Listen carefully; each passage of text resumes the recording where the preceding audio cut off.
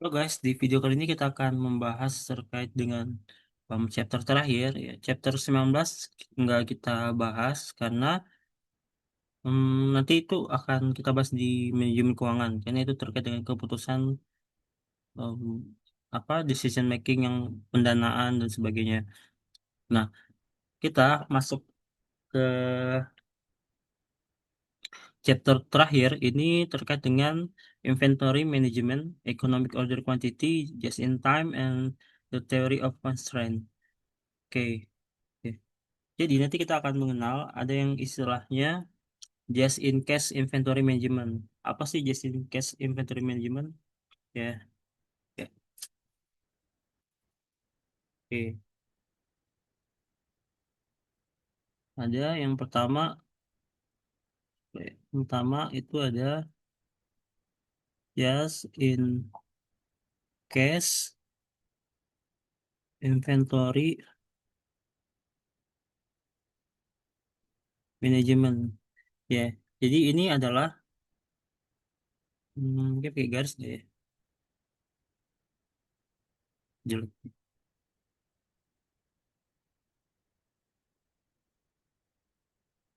Ya. Jadi ini bagaimana cara mengelola persediaan, ya. Ya, dia ini adalah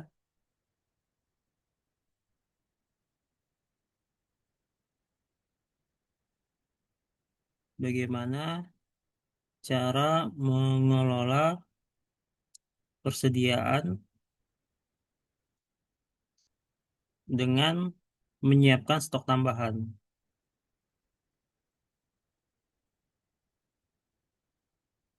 Tujuannya apa? Nanti dia untuk jaga-jaga. Kalau misalkan ada yang tidak terduga, misalkan ada kelebihan permintaan atau ada keterlambatan. Nah, kita harus tahu ketika kita hmm, apa ya memutuskan untuk adanya persediaan, ya. Persediaan itu kan kayak stok, ya, stok untuk barang yang nanti akan kita jual atau dari material yang nanti akan kita produksi. Kita akan menemukan dua istilah. Yang pertama adalah hmm, dua istilah biaya. Jenis biaya terkait persediaan. Biaya yang pertama itu adalah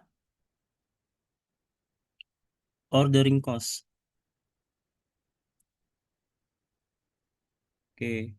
Nah, ordering cost itu apa? Jadi kan kita sering sering dalam 1 tahun, misalkan ini 1 tahun, ya, kita katakanlah butuh 10.000 unit. Nih, ini Januari, Februari, sampai dengan nanti di sini adalah Desember. Kita butuh 10.000 unit. Nah, dalam s- ordering cost ini, ya, kita pasti ada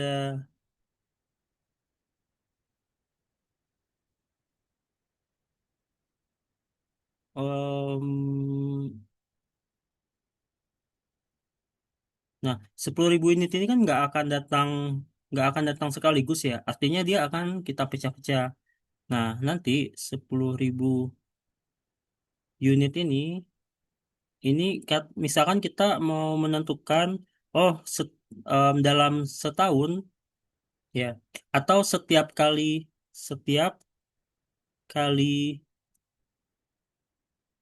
barang datang itu datangnya 1.000 unit, ya. Jadi kan nanti em, ini kan 10.000 unit nggak mungkin datang sekaligus. Jadinya dia datang em, bisa berapa kali. Nah, setiap kali datang kita agendakan 1.000 unit. Artinya nanti 10.000 dibagi 1.000 unit, dia akan ada 10 kali datang. Nah, 10 kali datang ini kita akan coba, ini kan pasti ada cost, ya. Kosnya itu bisa apa aja? Bisa yang pertama,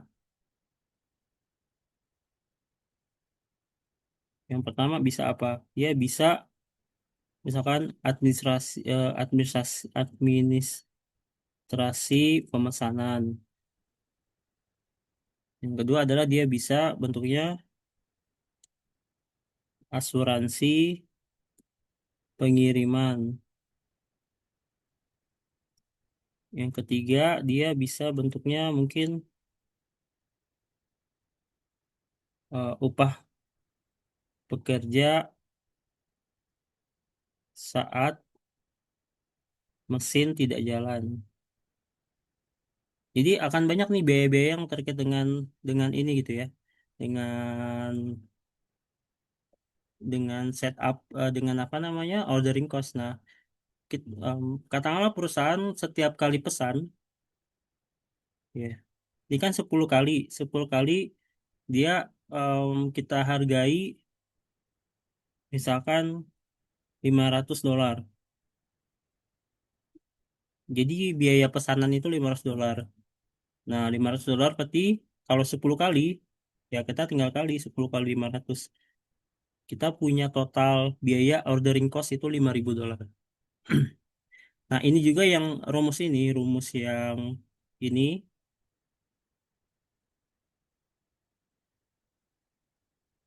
yang ini bisa kita tulis di,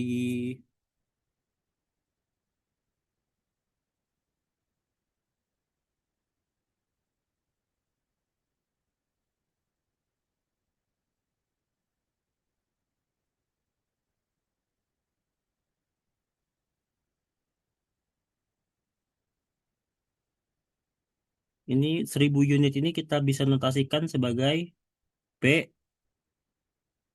2.000 unit ini total pesanan. Terus 1.000 unit itu sekali datang Ki. 1.000 unit.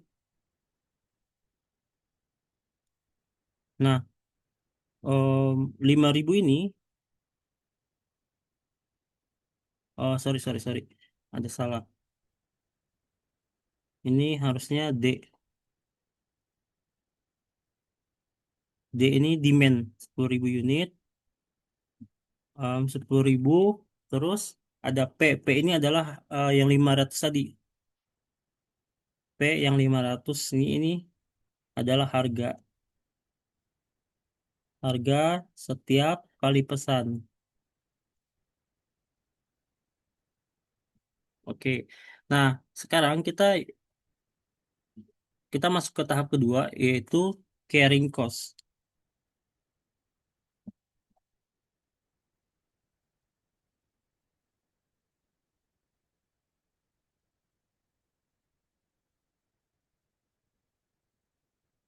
Jadi carrying cost ini dia bisa disebut sebagai biaya untuk menyimpan persediaan.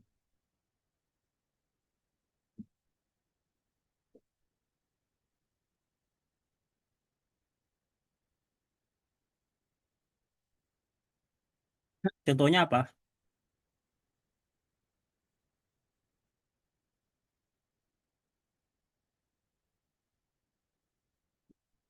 Contohnya,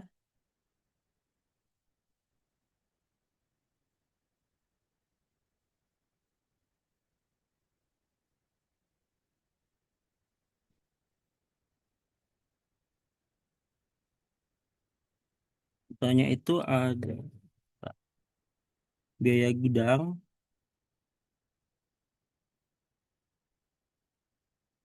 terus ada asuransi pengiriman, asuransi barang, sorry. Harus asuransi barang, terus ada risiko rusak, dan lain-lain. Oke.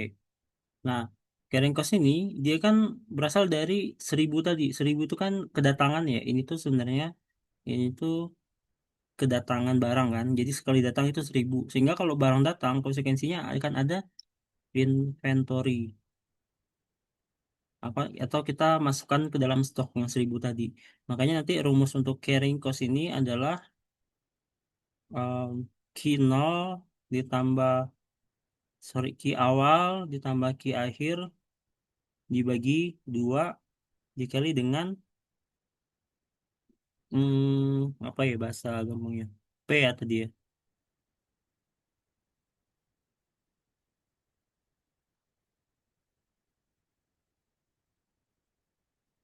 Ya, dikali P itu adalah harga untuk menyimpan persediaan.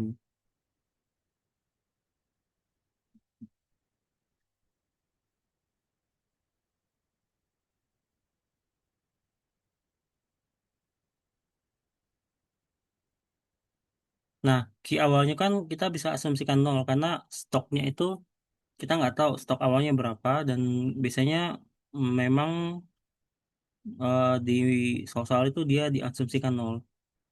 Nah, Q akhirnya itu tadi sama dengan 1.000. Kita bagi 2 dikali katakanlah harga untuk menyimpan persediaan ini kita samakan. Misalkan 500. Berarti carrying cost-nya 500 dikali 500.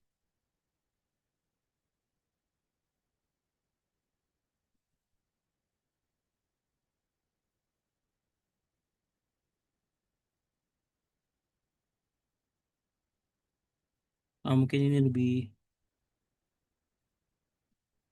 lebih kecil lagi kayaknya. Kita pasang 50 aja. Atau 10.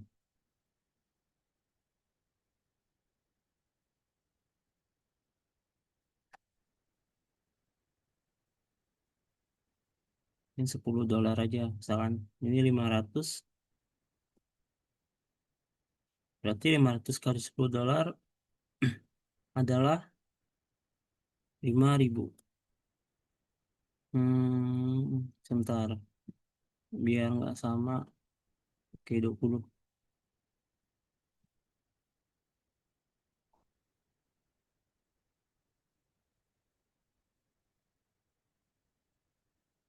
Jadi 10.000 carrying cost-nya. Nah, kita lihat. Hmm, kita coba 1.000 ini kita turunkan. Jadi setiap kali pesan kita kita pesan aja 500 ya. Berarti kalau 500 berarti kan 10.000.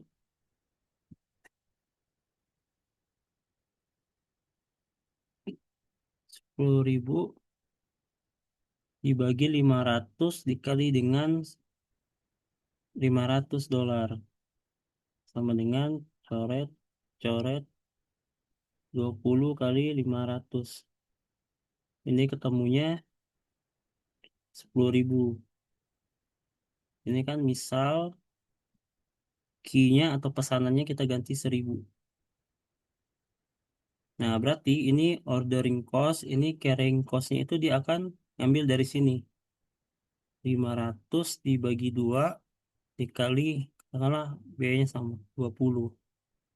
Berarti 25 kali 20. Jadi jawabannya adalah 500 ya.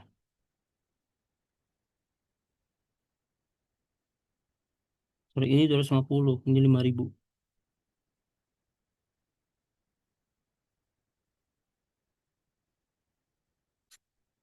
250 dikali 20. Nah, berarti kalau kita lihat ya, saat key-nya 1.000, um, ordering cost-nya itu 10.000, carrying cost-nya itu, sorry, ordering cost-nya itu 5.000,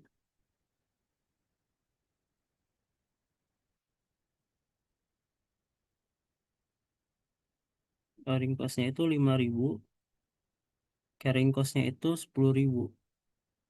Nah, saat key-nya kita turunkan jadi 500, artinya kita mesennya itu akan lebih sering mesen. Karena setiap mesin kita kecil. Ordering cost-nya itu jadi 10.000, carrying cost-nya itu jadi 5.000. Nah, ini nggak ketemu, nggak ketemu balancing-nya, ya, seimbangnya. Karena kita harus menentukan di key berapa yang dimana apa kita bisa memperoleh ya total cost yang optimal. Total cost optimal itu di mana nanti ordering cost sama dengan carrying cost nanti nilainya. Kalau ini kan beda-beda ya, satu naik satu turun. Ya ini akan selalu berlawan arah.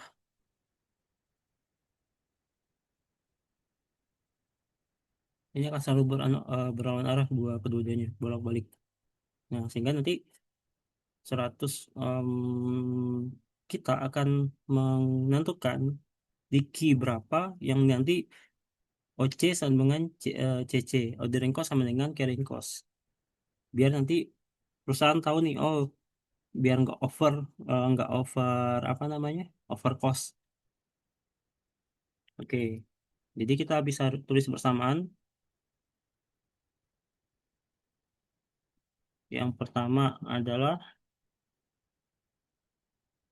ordering cost sama dengan carrying cost. Ordering cost ini kalau kita turunkan ke rumus berarti apa?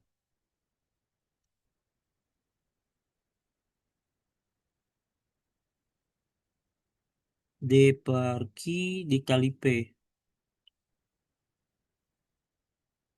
D per Q dikali P sama dengan,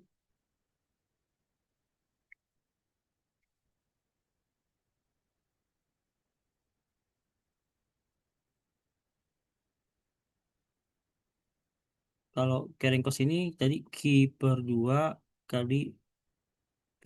Ini beda ya, ini P. P carrying cost, ini P ordering cost.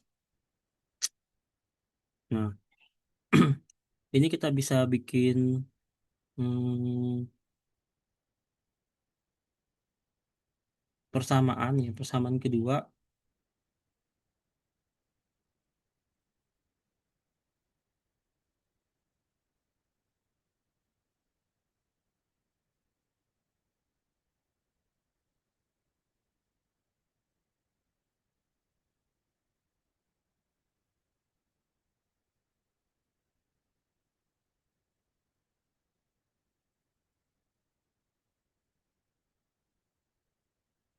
Kiri kanan, em, ini coba kita kalikan dengan Q, ya. Jadi yang kiri dikali Q, yang kanan pun kita kali Q. Kali Q. Sehingga ini kalau kita coret tinggal, bikin coret-coret. Enggak, kalau kita ini coret, sisa apa?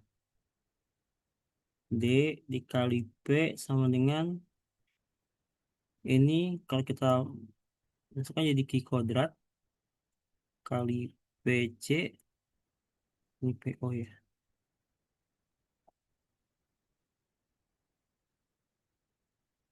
Hmm,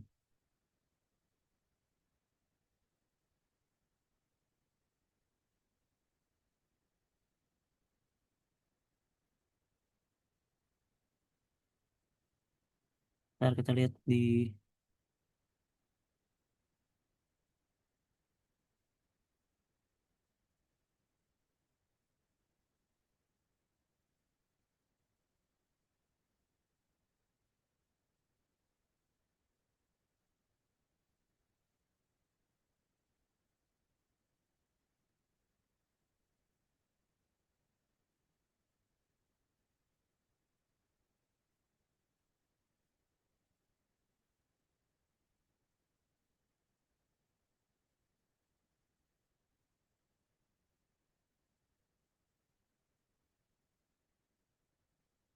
Ini kita ganti bukan P.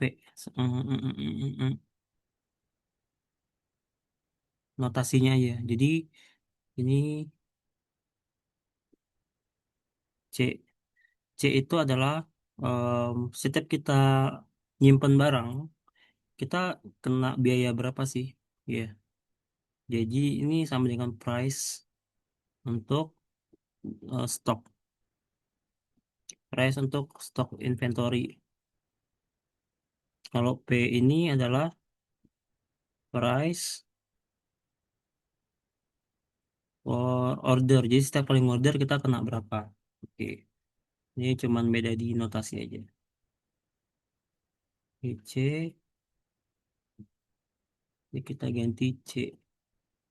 Oke. Ini tetap per 2. Ini tetap P. Nah, mm, mm, mm, mm, mm, mm, mm, mm, mm, mm.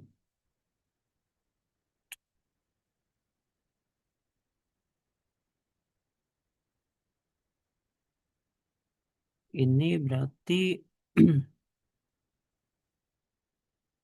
D, D kali P sama dengan Q kuadrat per 2 dikali C. Oke, coba kita kali 2. Kali 2 kali 2. Ya, kalau kali 2 biar nanti apa?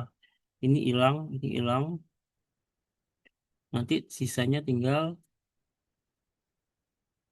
2 D kali P sama dengan Q kuadrat dikali C. Oke, berarti ini kalau kita bikin Q kuadratnya saja, 2 dikali D dikali P per C. Nah, Q kuadrat itu kan sama dengan apa? Sama dengan akar ya. Ya. Atau Q kuadrat kita pangkatkan setengah. Nah, 2D P per C ini kita pangkatkan setengah. Kalau pangkat setengah, notasinya berarti dia akar Q sama dengan akar 2 kali D dikali P per C. Nah, inilah yang jadi rumus dari ekonomi IOQ. Nah, ini economic order quantity. Jadi kita pengen tahu quantity yang pas itu berapa sih Q-nya. Kita harus pesen berapa sih biar carrying cost ditambah ordering cost itu ini nilainya sama. Iya, ya rumusnya bisa sama ya. Nah, ini contohnya hmm, ordering cost-nya itu dia 2.000, carrying cost-nya itu 500. Sehingga total cost-nya itu 2.500. Ya, jadi awalnya itu dia mungkin langsung aja nggak usah perlu dihitung. Ya, tadi ordering cost-nya itu adalah 2.000. Ini sebelum IOQ ya. Dan carrying cost-nya itu dia 500. Sehingga kalau total cost kita jumlahkan jadi 2.500. Nah, setelah adanya IOQ,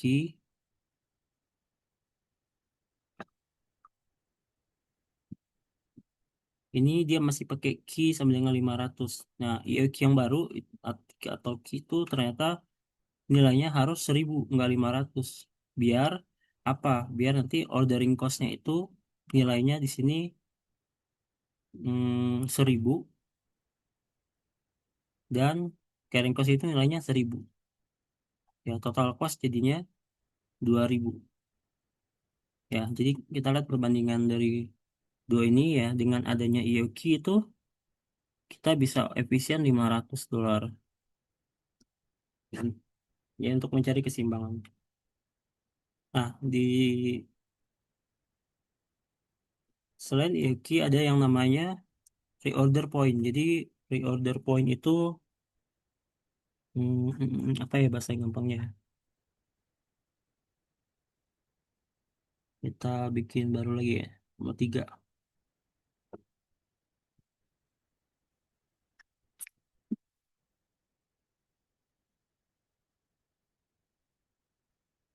Ada namanya reorder point.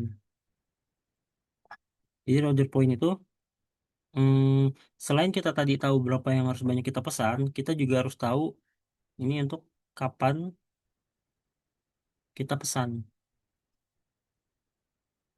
Nah, ini menggunakan rumus reorder point. Kalau kita turunkan, reorder point itu sama dengan rate of usage kali dengan lead time. Rate of usage itu apa? Jadi kecepatan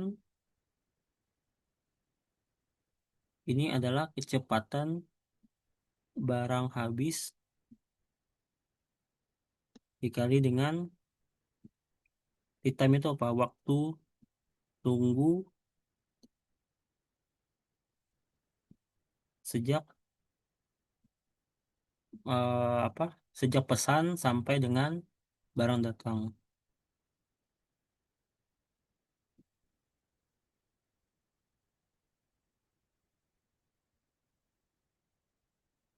Kalau kita lihat ada nggak ya di sini? Nah, em, ini kan rumus pertama. Rumus pertama, formula yang pertama. Formula yang kedua untuk reorder point itu, dia bisa pakai average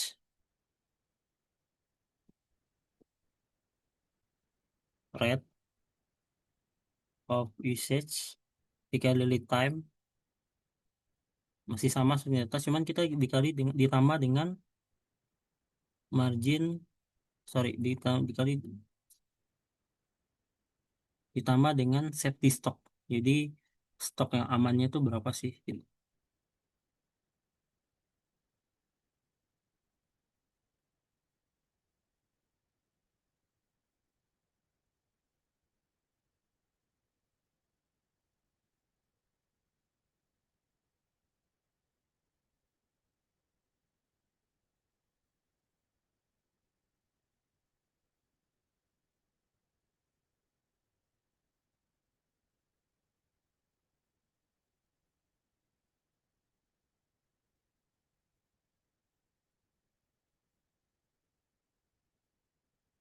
Hmm. Ada nggak ya contoh soalnya di sini kalau kita lihat,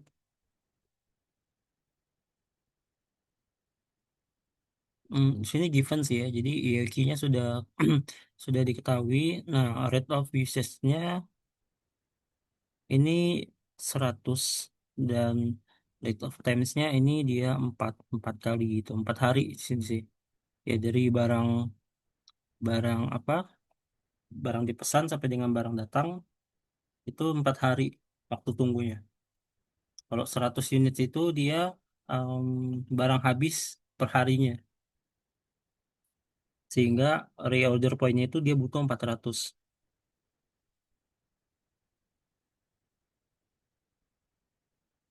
Nah, ini kalau dia pakai pendekatan safety stock. Dia pakainya average usage sama lead time-nya ini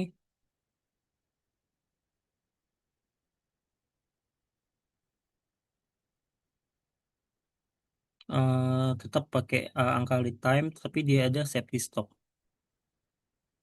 Safety stock itu em, maksimum penggunaan dikurang average rata-rata penggunaan nanti dikali lead time. Itu sih paling. Terus ada apa lagi ya? Kita lihat secara formula. Nah, ini kalau kita lihat ya, kita kan kemarin belajar tentang ini nomor 3 nomor 4 berarti.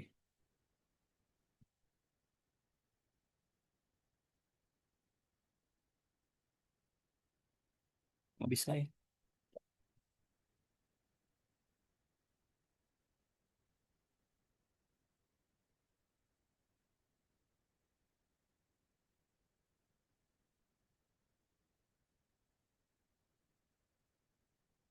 just in time versus EIQ model.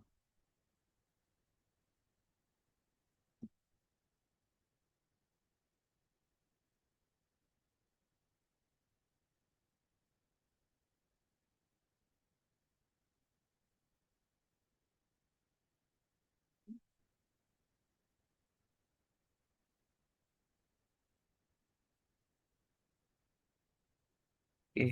Nah, just in time kan kita tahu ya kemarin konsep just in time itu dia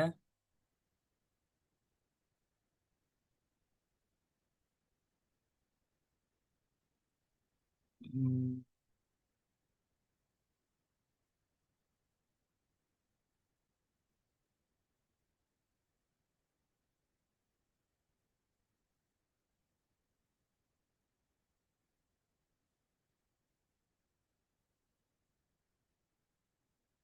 oke, nggak pusing. Nah, just in time ini kan dia konsepnya adalah meminimalkan persediaan. Jadi dia hanya akan produksi saat memang ada pesanan. Jadi dia nggak mau ada stok.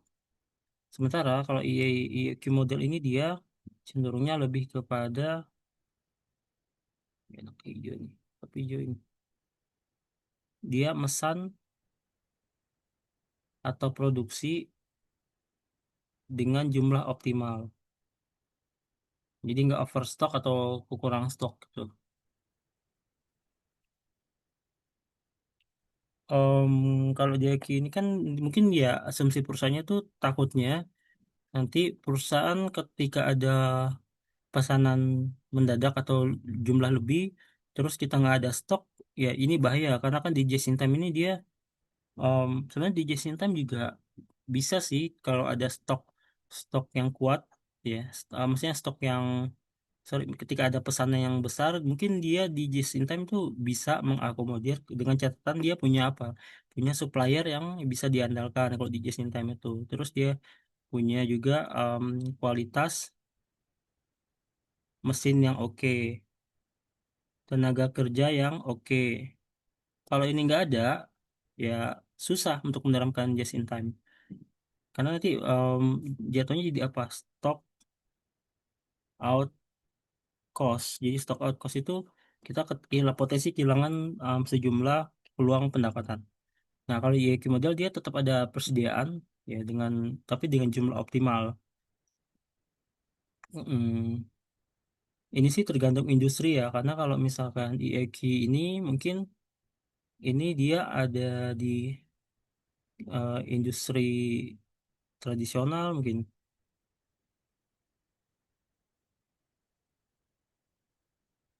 Terus untuk yang produksi massal ini masuk ke sini atau toko kecil, rumah sakit gitu. Nah, kalau yang di just in time ini mungkin dia tepatnya mungkin di industri modern ya. Terus fast food ini bisa juga.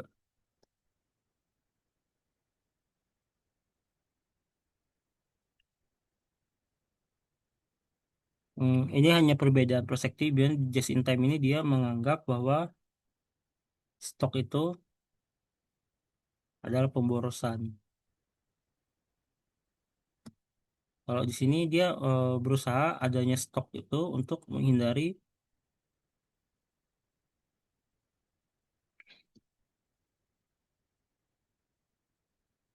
yang namanya stock out cost. Oke,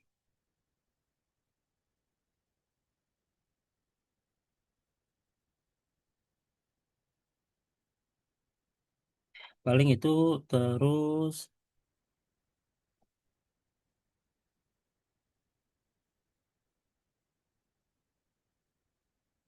mm, mm, mm,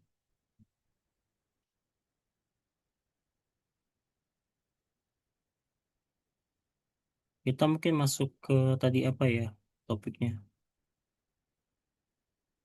Ini sih masih masalah membahas just in time ya. Just in time tadi sudah kita bahas di chapter sebelumnya. Jadi sangat bahaya nanti ketika perusahaan itu nggak bisa memenuhi em, stok ya, permintaan dari pelanggan. Kalau just in time itu kan kita harus ready semuanya, gitu mesinnya, orangnya, dan juga memang nggak boleh ada kesalahan, nggak ada boleh ada cacat dan sebagainya karena memang kita nggak ada stok apapun.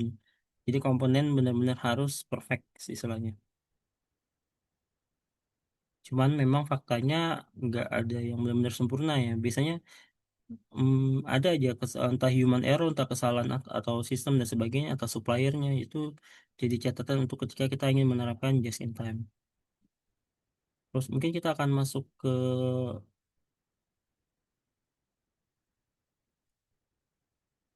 theory of constraint kali ya.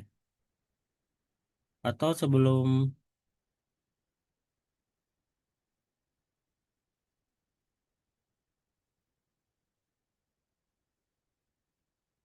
mana ya theory of constraint.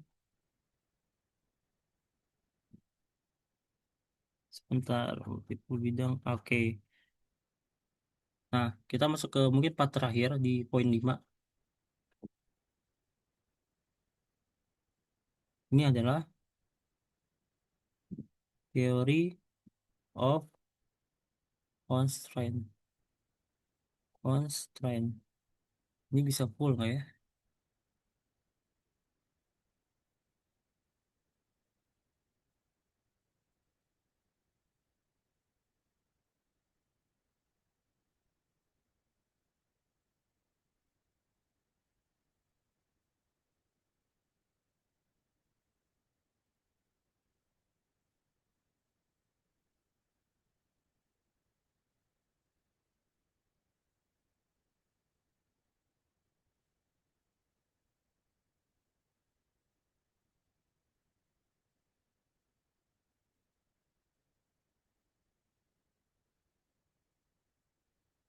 Oke lah.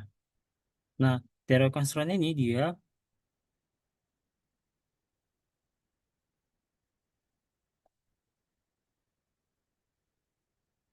eh, berpikir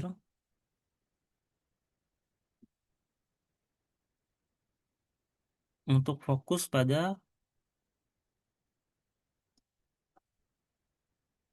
satu,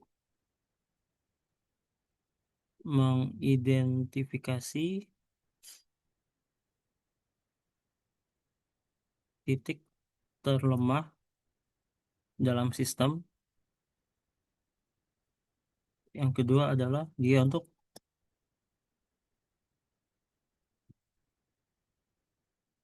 memperbaiki bottleneck eh, untuk meningkatkan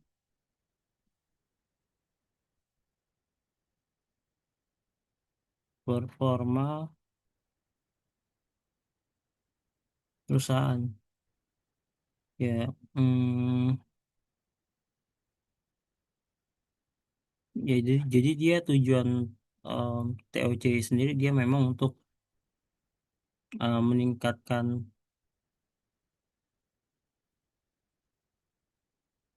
throughput, menurunkan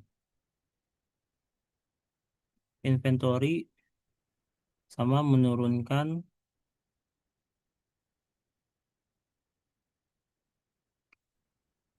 operating expense. Jadi dia tiga ini sih.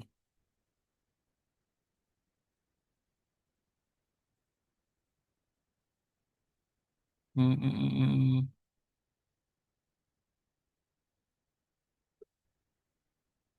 Stock output tuh apa? Stock output tuh uang yang dihasilkan dari penjualan.